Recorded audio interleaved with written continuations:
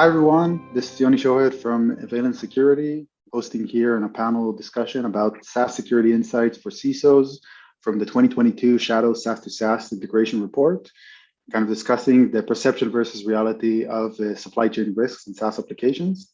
With us, we have a great panel. We have Ryan Gurney, who's the CISO in residence in Wild Ventures, previously at the Lucre at Zendesk, and we have Demi Ben-Ari, who's the co-founder and CTO at Panorays, and Sounil Yu, who's the CISO and head of research at JupiterOne, previously at the Bank of America.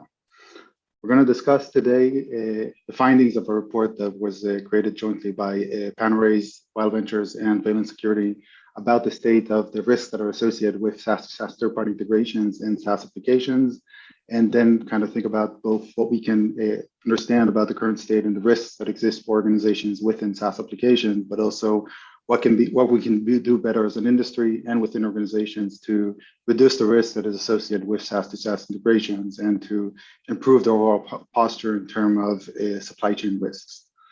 So we'll start by going through a few slides about the report to kind of show the summary and the main points that were raised through the report. So in terms of the questions that we asked mostly CISOs about better understanding their current state and how they presume the risk that is associated with the SaaS security and with the third-party integrations to their SaaS applications.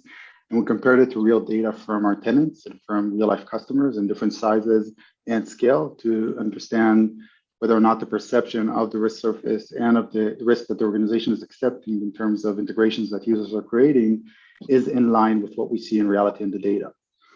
So we started to understand just what's the scale of these integrations. Usually a typical organization has somewhere between a handful and maybe 24 of core SaaS applications. These SaaS applications have a lot of different third-party integrations that are enabled within it, whether if it's third-party apps and extensions in OAuth or different SaaS marketplaces, or if it's through direct API-based integrations or through no-code, low-code automation workflows like the Workado's, Zapier, Microsoft Power Platform of the world. A typical CISO responded that they have, or almost 50% of the CISOs, or more than 50% of the CISOs responded that they have at least, at most, 200 integrations within their core SaaS applications, where our data shows that there are almost 4 to 5 times that number, so nearly 1,000 integrations in a typical environment in just these core SaaS applications, so in the central of the mesh of integrations that exist between the different SaaS applications.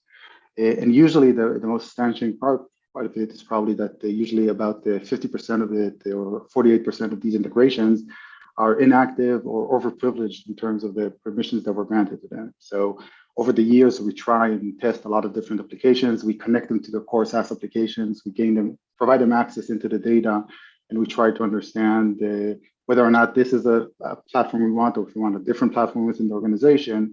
And eventually this creates a growing risk surface of third-party integrations that are consented, but there's no good processes today to revoke and remove unnecessary integrations and make sure that we do proper offboarding post POCs where we test 4 different platforms. We choose one of them, nobody goes and revokes the other 3 that was also consented and connected to the core SaaS applications. And this is an area where we can definitely improve as an industry. We also asked about the pace of the change of these integrations. 76% of the CISOs believe that they have up to 20 new integrations per month. In a typical tenant, we see 73 new integrations per month per 30 days. This is 3-4 times the number of expected by the CISOs. Usually these integrations are user-driven. So as the organizations are going through the process of decentralizing IT, and a lot of decisions are made by the business units and by the end users within the organization. Therefore, we're starting to see more decisions that are driven there. The pace, the scale, and the amount of decisions per day that are made within these business units is significant. Even for us as a startup and as a growing company, every time we increase our presence in a certain area, whether if it's sales, marketing, product, engineering, we start to see more and more of these integrations build up in order to improve efficiency. And it's very difficult for the security team from a central perspective to stay up to date of everything that all these decentralized decisions that are being made within the organization, especially with so many different distributed SaaS applications being adopted. And one of the last aspects I want to talk about is really about no-code, low-code platforms. So today, we have citizen developers that are adopting no-code, low-code automation or hyper-automation platforms like Workato and Zapier and the Microsoft Power Platform and Make and MuleSoft that allow business units outside of the central software development organization to start to develop automation, usually if this then that type of workflows and automation. Most organizations, these platforms are not governed by security processes. We don't have AppSec, DevSecOps, the equivalent application security governance processes that we have built over the years for application development, also adjusted for no-code, low-code development. Therefore, also a lot of CISOs are not even aware of whether or not these types of applications are being utilized. We find that almost in every tenant that we're connected to, we find at least one of these applications. On average, we find 4 to 5 of these different platforms that are being used because, again, every business unit uses their own application. In some cases, there's central adoption or organized adoption by the business applications team of a central platform, but usually we see that at least 1, if not 4 to 5 of these platforms are adopted. And once these decentralized decisions are being made, they're also very difficult to track and secure and govern in terms of understanding how these indirect data flows are established because these platforms are granted keys to the kingdom without proper security governance in terms of how these keys are used and how these privileges within the different business applications are actually utilized for productivity purposes in the organizations. So I'll pause here and I'll go to a panel discussion to kind of the perspective of the panel about the different risks that we highlighted through the report.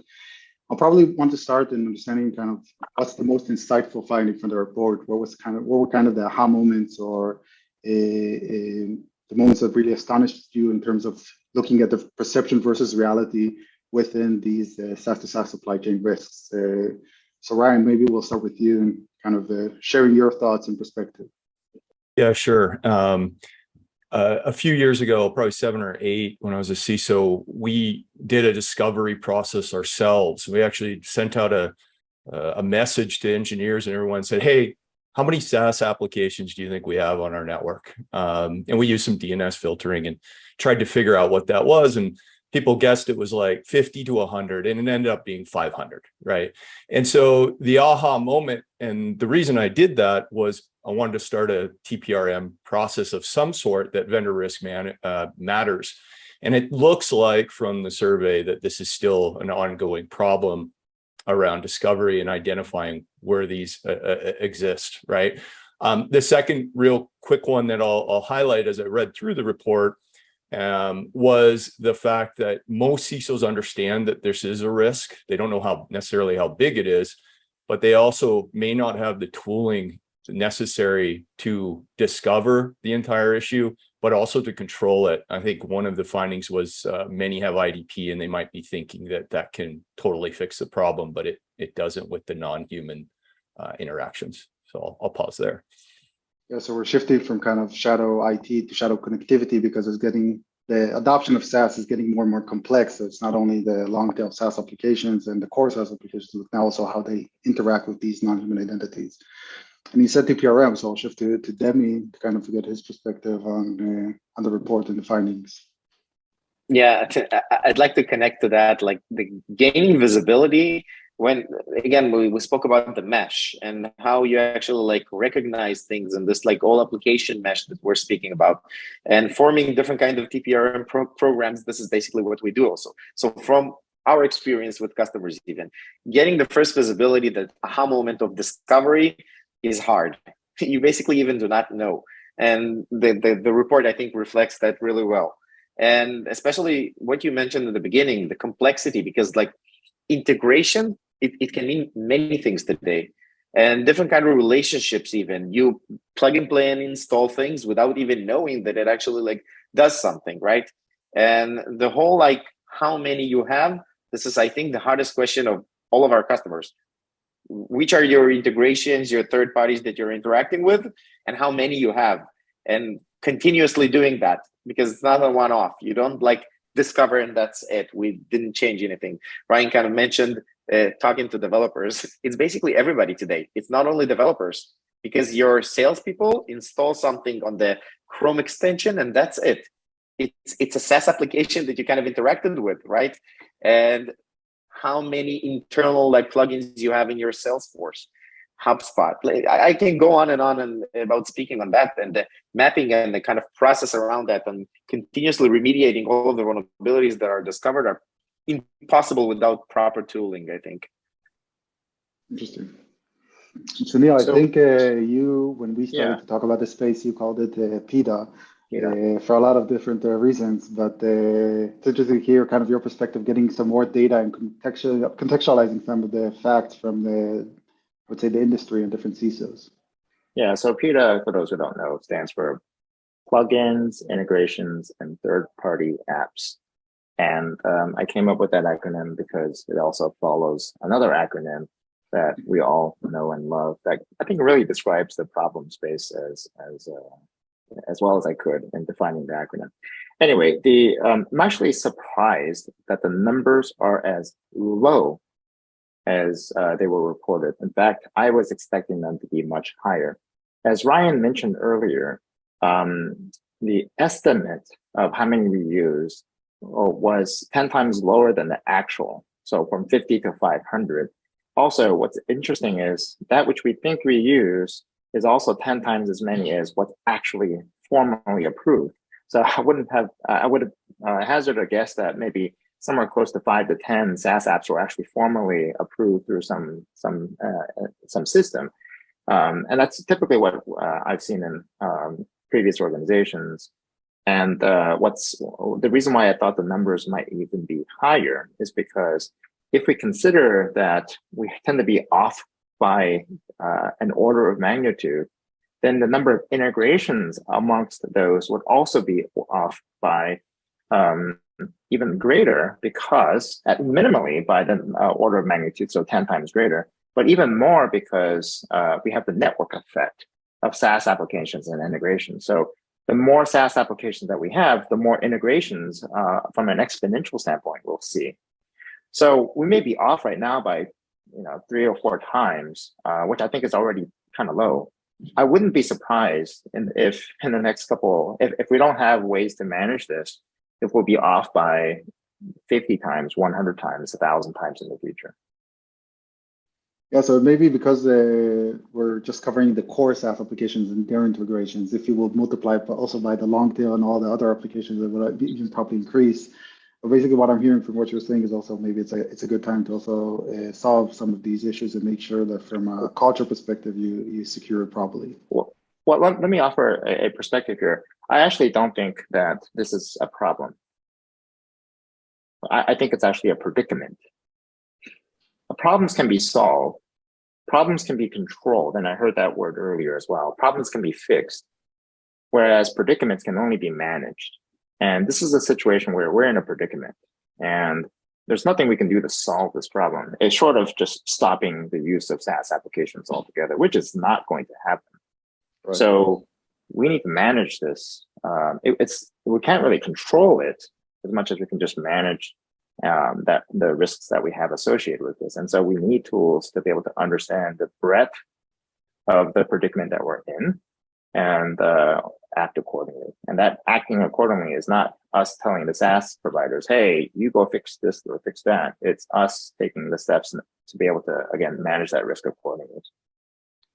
Yeah, I think one of the misperceptions that we see in the market is that in the shared responsibility model between us and the SaaS applications, they're in charge of securing their infrastructure, but eventually we get configurations that we need to manage. And eventually, if we decide to connect anything to our Salesforce or to our Office 365 or to any type of these SaaS applications, it's our responsibility to understand that this vendor is someone or a vendor that I approved to get access from a supply chain access perspective. But Sounil, continuing on that, when you think about how different organizations decide to manage the risk that is associated with adopting SaaS applications, you have a nice, I would say, variety of experience of both from large organizations like Bank of America, and also we'll get going a bit into the venture funding business, and also eventually now at a vendor or at a small startup. How do you see a company culture in terms of pace of innovation, size, sector, adoption of SaaS, or where they are in the maturity curve of adopting SaaS maturity and shifting to a SaaS mentality affecting how a company addresses also this or manages this type of risk? Sure. So ultimately, it depends on the organization you're at and how much business disruption you want to create or how much business acceleration you want to offer. I think in the context of large institutions that don't have a very large SaaS footprint, they can probably continue to operate pretty well without having to, while putting in pretty aggressive SaaS controls that limit the usage of SaaS or govern what SaaS is used a priori. However, in small organizations that want to move fast and need to move fast, and with marketing and salespeople who want to use the latest widget available in some SaaS application, or someone who's doing graphics design who wants to use another app, we need to be able to give them the flexibility to move pretty fast. Those integrations that emerge from that, again, poses interesting challenges for us. But it's really, again, a balance for how fast do we want to move relative to the perceived risks that we may otherwise have to manage if we choose to allow these things to be put into our environment. At the end of the day, it's not just a security decision. The reason why we're in this problem, the reason why we're in this predicament to begin with is because it's a business driver. And if we can somehow understand how to balance the speed at which the business runs with the safety brakes that we want to put in to minimize any car crashes, that's the real challenge that we need. And I feel like we don't have sufficient, a really great braking system in the event that some information gets disseminated through one of these integrations in such a way that all of a sudden now that information is proliferated in 1,000 different places. Interesting. And how did you see? So you saw, for example, from your experience in larger organizations, they were much more on the brake, stopping and then deciding case by case rather than just enabling by default. And they're detecting and responding these types of risks that are introduced. Yeah, actually, one good way to describe it is in one organization, a very large one, the brakes were on and we slowly let it go. The other one, in a startup, the gas is fully down, and we're now just trying to apply the brakes in a managed way. Yeah, I think we're seeing in a lot of the industry that eventually, without the involvement of these business units and end users that are in charge of these decisions, it's just impossible to actually manage that risk because you just miss the critical business context.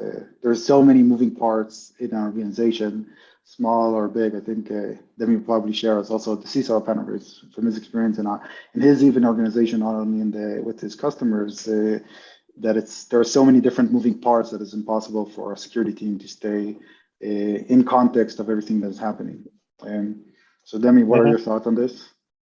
I highly agree. I couldn't agree more, because eventually the process that you should be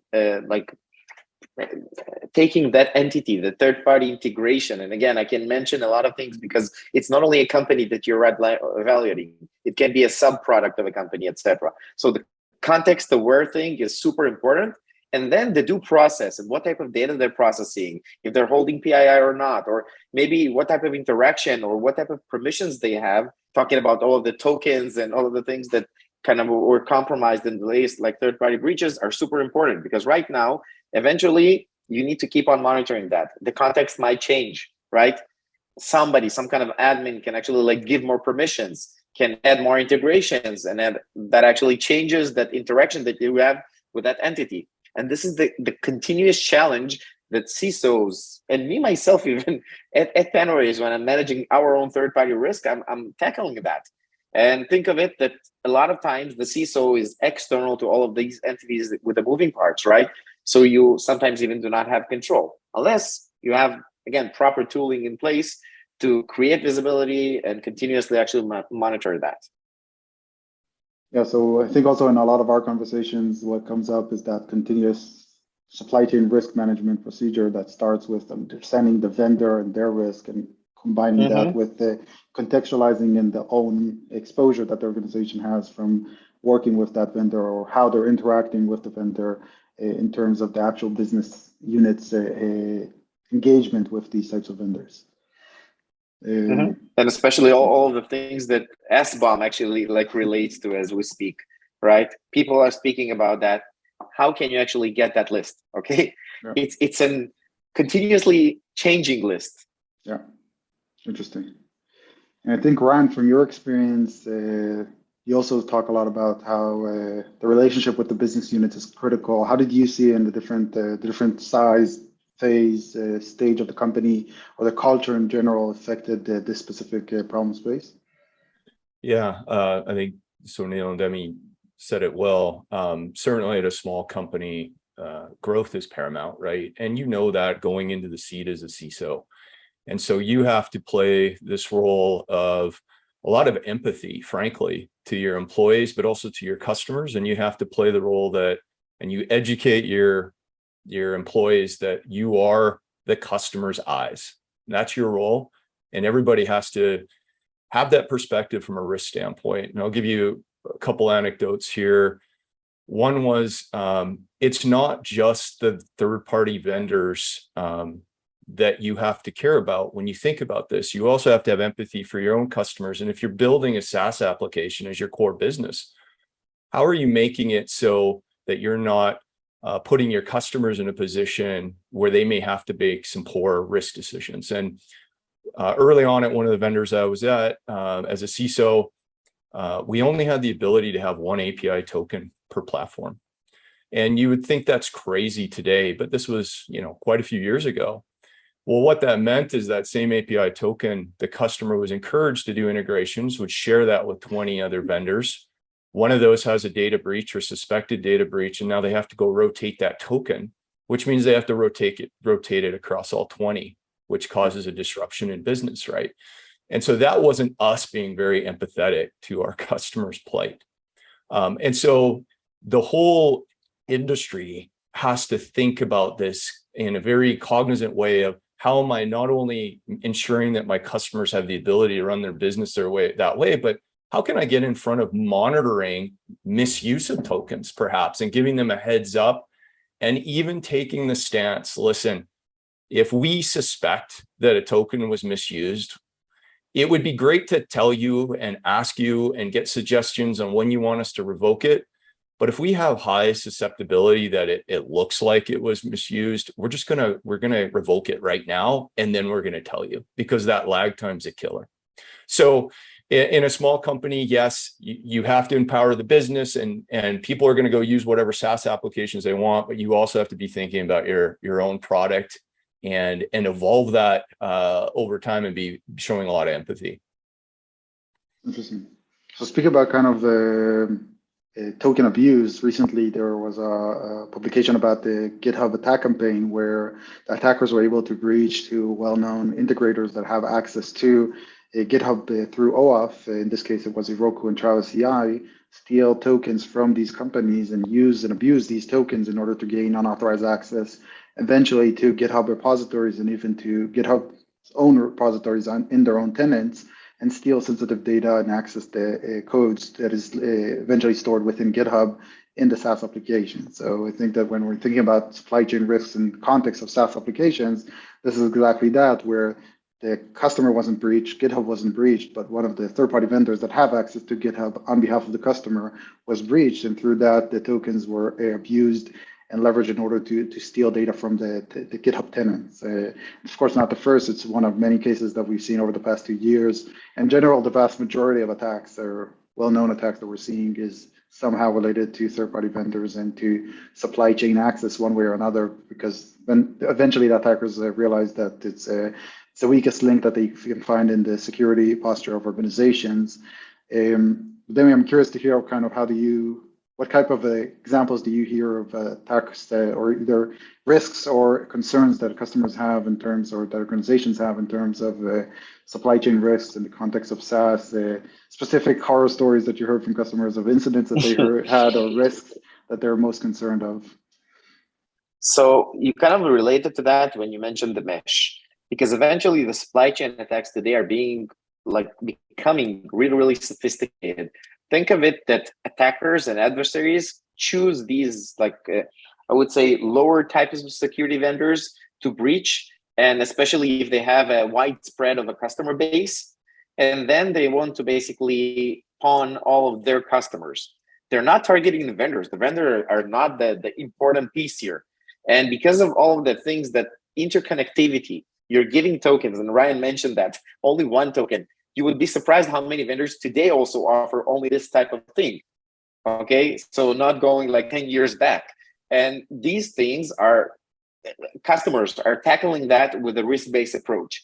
You literally sometimes won't onboard a new vendor if they don't have proper security controls implemented in place, or on the shared responsibility principle that they're giving you the leverages to actually do so.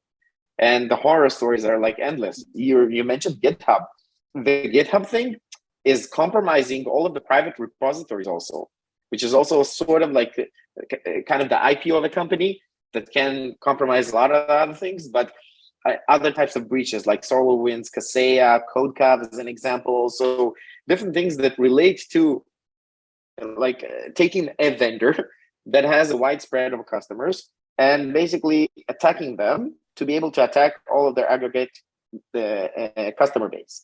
Once they actually compromise them, it can be even something more sophisticated. Think of it that the Microsoft Exchange thing that kind of occurred in 2020.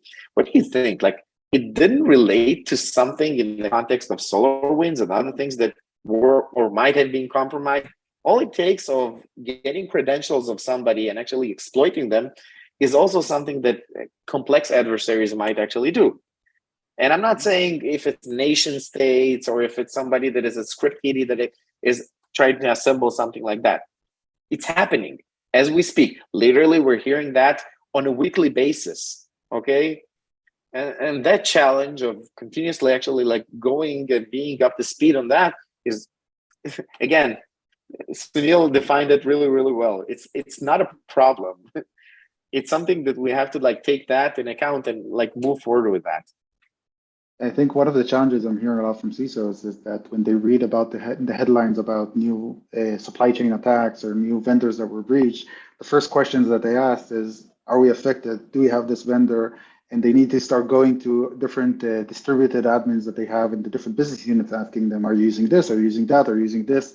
And they have to do incident response live post a breach, and having that type of continuous inventory and threat intelligence and continuous risk assessment of the vendors that are engaged is becoming more and more difficult due to that decentralized IT model. Because especially with the GitHub example, which is probably the best example from the recent a few months, a lot of our customers, the first thing that they try to see is through our platform to see if there's access to GitHub with these specific vendors and whether or not they're exposed, because they didn't have that type of continuous process precisely in place beforehand.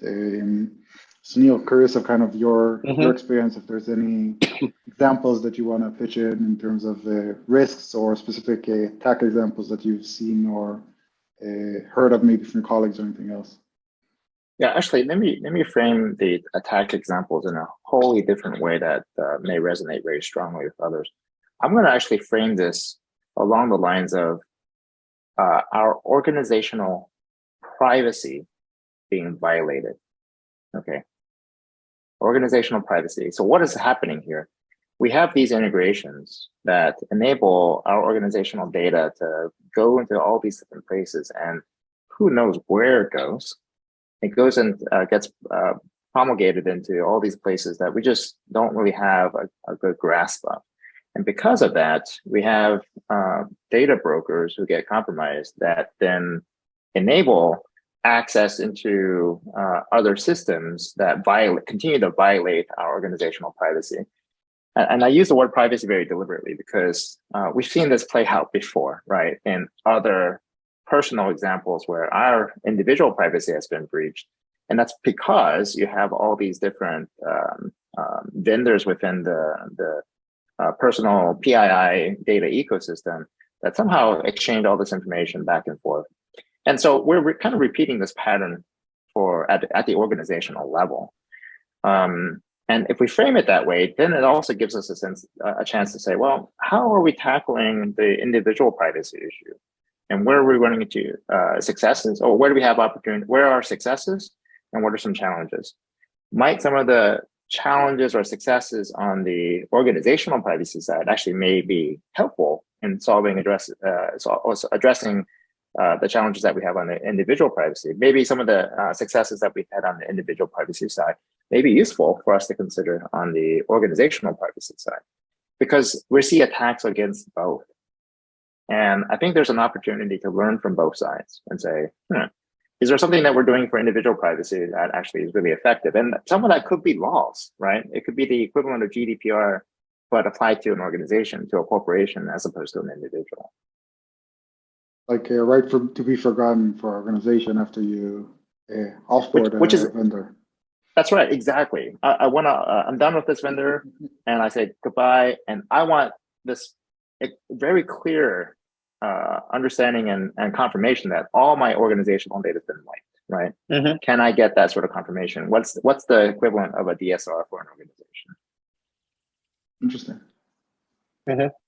It's a process. People are tackled with that. It's like offboarding. How do you do an offboarding of a third-party integration or a third-party vendor? Usually you just don't. It's hard. It really depends on the depth. It really depends on the depth of, and again, the comprehensiveness of your TPSRM. And this is where I think Ryan's comment from earlier is really appropriate, which is the privacy laws have now driven better design for how we handle individual PII. Well, we should definitely learn from that as we build out SaaS tools that help the organization, right? And what are the techniques that we use on the individual privacy side that actually can be applied to the organizational privacy side? Interesting. I would also add this idea of overprivileged tokens is a real problem too, right? And I think we can get a lot more granular with what access we're giving our integrators to be able to do their job, and not much more. And so that's on the SaaS applications to figure out, okay, what level of tokens do we want to provide, and training the customer on what to use. There's also a problem space here as well with potential OEM integrations that the customer may not even know exist out there, where their data is being shared, and potentially through tokens. And this can be a real problem. And so when you think about the SaaS vendors that you're doing business with, you need to ask them very targeted questions around API usage, monitoring of misuse, how they're going to communicate to you if they see something. Are they going to revoke and then communicate? And then how you can empower your own business with this SaaS mesh that you have to not overprivilege everything. And so I think that, this design is very interesting. And coming back to the discovery processes that exist out there, it's a struggle for CISOs. I also think the media gets this often wrong. So GitHub had a pretty good response, I think, and they had good tooling in place, but they're going to be the ones that are tagged in the media as the breach location. And you can make an argument that really they're not really the cause of it, right? And so this becomes a brand recognition issue that SaaS companies need to go to the board and the CEO with and say how critical it is in their product design that they ensure they're doing everything they can to help their customers do it right. Interesting. It becomes the nth party risk right now, and not the third party. Yeah, because you have to think about take into consideration the fourth and fifth, and all the third parties of your third parties, and eventually it becomes an endless game of zero trust. And how do you actually understand what's the appropriate way to manage this type of risk, and to understand how do you address it properly? And speaking of that, any kind of last thoughts about recommendations for security teams on how to address these types of problems, and what are best practices that you saw that work well or don't work well within organizations, big and small? So Ryan, you kind of alluded to that in your last comment, but anything else you would like to add? Yeah, I think the report highlights the fact that there's some low-hanging fruit there on just revoking unused tokens. Like, if you can go and chase that first right away, that's very helpful. I would say make your TPRM questions just very targeted. There's so much pork in some of the questions that exist. Let's just go after where the breaches could occur. And then go down the path of figuring out okay, I got to have some discovery capability, and then I need to chase this, but I got to go, I'm resource constrained. So what's the highest risk with the most overprivileged tokens that I can go chase and start seeing if I can revoke there to start with. So there is some low-hanging fruit, but it is certainly something that takes a lot of effort to go chase. Interesting. Sounil? Well, I have a, as I mentioned, I have a view that is oftentimes counter to how we typically do security. But that's it. If there are a couple things that I wish I could get more from our SaaS vendors, and it's not for what you may think it is. It's I would love to get from SaaS vendors their isolation architecture. How do you isolate information so that there's not cross-tenant pollution? And it's not actually because I want to understand whether they're securing my data properly. It's because I think there's an opportunity for us to learn from each other and to come up with better architectures.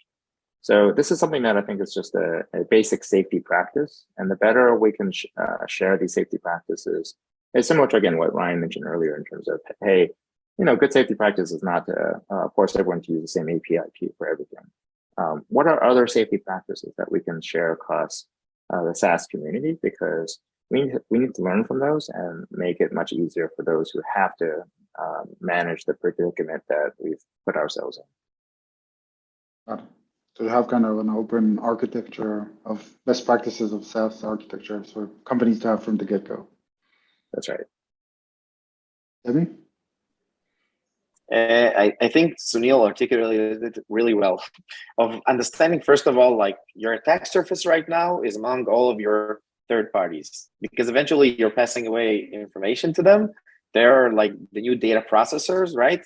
And this is your new attack surface. It's not all your data center. The next phase would be kind of like what kind of security controls you might want to implement to make all of these security measurements to kind of avoid things and minimize your attack surface as much as possible. If it's like revoking access and that is unauthorized, or maybe even like different kinds of things that you might not want to open. And the next thing would be when something will happen. And again, I'm saying when and not if. The blast radius will be minimized also, because you minimize the attack surface and the amount of entities that you're interacting with. And again, it's a continuous struggle. It's not something that is a one-off. Perfect. So just with a few probably final words from our side. So we spoke about the different risks that are associated with the supply chain of SaaS to SaaS integrations, and as kind of the source of what we're talking about is the report that we released. You're more than welcome to everybody to kind of go through it and go online and find it on our website. And that's it. There's more information about both the risks and what you can, and how to contextualize it and how to think about it in terms of the organization. And of course, for us as Valence, one of the things that we focus on besides awareness for the industry and thought leadership in terms of the content that we're trying to create, we also build different processes that will help organizations do this type of an assessment on their own and get to their own reality and to understand their own situation within the organization.